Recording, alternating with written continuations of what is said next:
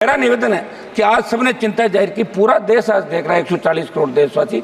विनेश फोगाट ने जिस तरह उसको ओलंपिक से बाहर किया, प्रधानमंत्री जी को इसमें हस्तक्षेप करके 56 इंच चौड़े सीने की बात कर रहे हैं। पूरा देश देख रहा है, प्रधानमंत्री जी को ओलंपिक रुकवा के ओलंपिक खिलवाना चाहिए, तब ये बात है साहब। एक सेकंड बात तो समाप्त करने दें, सवाल बात समाप्त करना, बात समाप्त कर रहा हूँ, बात समाप्त समाप्त कर रहा हूँ साहब। लोगों ने आधा सेकंड फिनिश इट प्लीज। मेरी मांग है, पूरे सदन की देशवासियों की मांग है कि विनेश को वापस खिलवाने के लिए सरकार हस्तक्षेप करे, मोदी जी हस्तक्षेप करे। खाली ट्वीट करने से काम नहीं चलेगा। श्री हनुमान बेनीवाल। हाँ नहीं, अच्छा बोलूंगा। सभापति महोदय, सबसे पहले तो सदन में आज वित्त विधेयक पर जो चर्चा हो रही है उसमें मुझे बोलने का आपने अवसर दिया। आप तो एक घंटा बोलते हो, 2-5 मिनट का नंबर आता है ना। महोदय, पक्ष विपक्ष के साथियों ने कई बिंदुओं पे अपनी बात कही। वित्त मंत्रालय की कार्यशैली और इसके विभिन्न पहलुओं में कमी पर सदन को गंभीरता से विचार करने की आवश्यकता है। सभापति महोदय, इसलिए भी महत्वपूर्ण ये बात क्योंकि वित्त मंत्रालय देश की आर्थिक नीतियों और योजनाओं का संचालन करता है और इसकी कार्यकुशलता का सीधा प्रभाव देश की आर्थिक स्थिति पर पड़ता है। सभापति महोदय, वित्त मंत्री जी ने इस बजट के अंदर कहा कि नए टैक्स रिजीम के तहत अब 7 लाख रुपए तक की इनकम पर कोई टैक्स नहीं लगेगा, यानी कि टैक्स रिबेट को बढ़ा दिया। इससे पहले 5 लाख रुपए तक मिलती थी, अब 7 लाख तो कर दिया, लेकिन वो इनकम यदि 7 लाख से 1 रुपया भी अधिक है तो कितना टैक्स देना पड़ेगा, और कैपिटल गेन इनकम में 7 लाख तक वाले को भी टैक्स देना पड़ेगा। ऐसे में आप स्पष्ट करें क्या कि सच्चाई क्या है, क्या आप केवल गुमराह करें। मेरी मांग है कि 7 लाख से बढ़ा के इसको 10 लाख किया जाए। सब महंगाई की मार आज पूरा देश झेल रहा है, आम आदमी झेल रहा है। जिस तरह बच्चों को पढ़ाना, घर चलाना, घर के बड़े बुजुर्गों की दवा इलाज के लिए बचाना नामुमकिन है। मेरी मांग है कि पेट्रोल, डीजल और घरेलू गैस की कीमतों को जनहित में तत्काल कम किया जाए ताकि महंगाई भी कम हो और महंगाई कम करने के अन्य ठोस उपाय किए जाए। ओपीएस की बहुत पुरानी मांग है इस देश की। मैं मांग करता हूं कि देश में केंद्रीय कार्मिक पैरामिलिट्री के जवान लगातार ओल्ड पेंशन स्कीम को फिर से लागू करने की मांग कर रहे हैं। मेरी मांग है ओपीएस पुनः लागू की जाए। जीएसटी, ट्रैक्टर सहित अन्य कृषि उपकरणों को जीएसटी मुक्त किया जाए।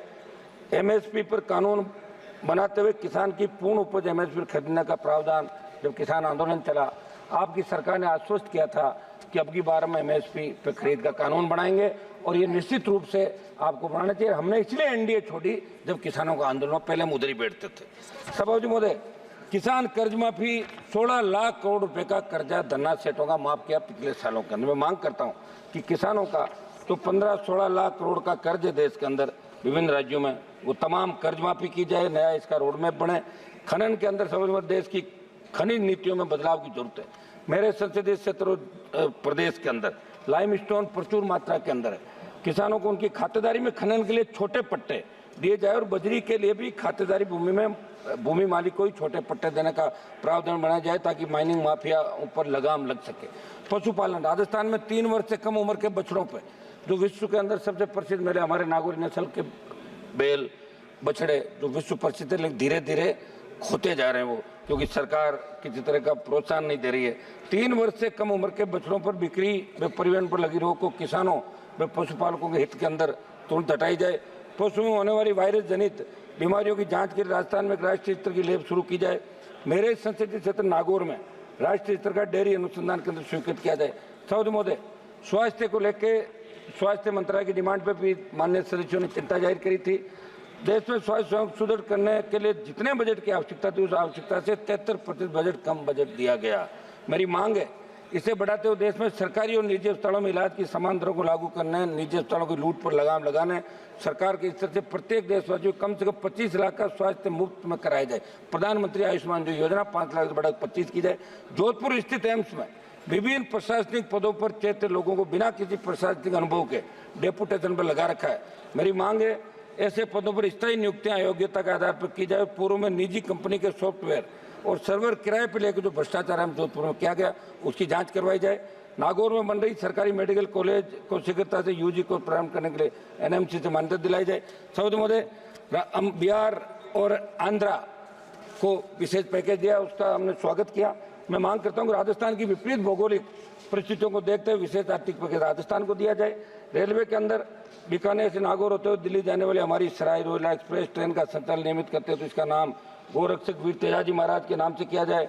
कुचामन, नामा, मुंडवा तक खजवाड़ा में देशवाल के छोटी खाटू आदि जनता की मांगों ट्रेनों का ठहराव स्वीकृत किया जाए। फलोदी नागौर तक नई रेल लाइन के सर्वे को जाहिल होते हुए डीडवा कुचामन तक बढ़ाया जाए। नोखा, बिदासर, लाडनू, सुजानगढ़ रेलवे लाइन के सर्वे पर कार्य किया जाए। सबसे महोदय, नागौर में केंद्रीय शुष्क कृषि विश्वविद्यालय जो बजट 2014-15 के अंदर घोषणा करी थी, तत्कालीन वित्त मंत्री जी ने राजस्थान में केंद्रीय कृषि विश्वविद्यालय की स्थापना करने की बात कही, लेकिन तत्कालीन राजस्थान सरकार की कमी के कारण वो बजट घोषणा क्रियान्वयन नहीं हो पाई। मेरी मांग है कि संसदीय क्षेत्र नागौर में केंद्रीय शुष्क कृषि विश्वविद्यालय स्वीकृत किया जाए। किसान सम्मान निधि की तर्ज पे पशुपालक सम्मान निधि की जाए। देश में राष्ट्रीय राजमार्ग पर 983 टोल नाके, जिसमें सर्वाधिक मेरे राजस्थान में 142 टोल बूथ है, लेकिन टोल लेने के बावजूद सड़कों की बदहाल स्थिति है। जयपुर अजमेर के मध्य 4 से 5 घंटे लगते हैं। मेरी मांग है कि प्रदेश और देश को टोल मुक्त किया जाए। कुछ प्रमुख मांगे समझ मैं रख देता हूँ। मेरे संसद से नागौर के खीमसर पर्वत डीडवाना नागौर जिले के मेड़ता में नए केंद्रीय विद्यालय जो स्वीकृत है, लंबित प्रस्ताव है, इनको जल्दी चालू कराया जाए।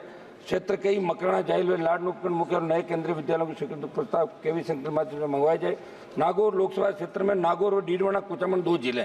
वर्तमान में कुचामन में नवोदय विद्यालय, परंतु नागौर में नवोदय स्कूल नहीं है। मेरी मांग है कि नागौर में नवोदय स्कूल खोला जाए। एक मिनट समाप्त कर रहा हूँ सर। डीडवाना अलग जिला बन गया तो वहाँ मेडिकल कॉलेज की स्थापना की जाए। मेरे संसदीय क्षेत्र राजस्थान की तमाम सरकारी स्कूल जर्जर स्कूली भवनों के साथ नए भवन बनाए, स्कूल में मरम्मतियों के कमरों की व्यवस्था। समझ में एक मांग में करूंगा, एक मिनट लास्ट समाप्त कर रहा हूँ साहब। लास्ट मेरा निवेदन 30 सेकंड मेरा निवेदन है कि आज सबने चिंता जाहिर की, पूरा देश आज देख रहा है, 140 करोड़ देशवासी।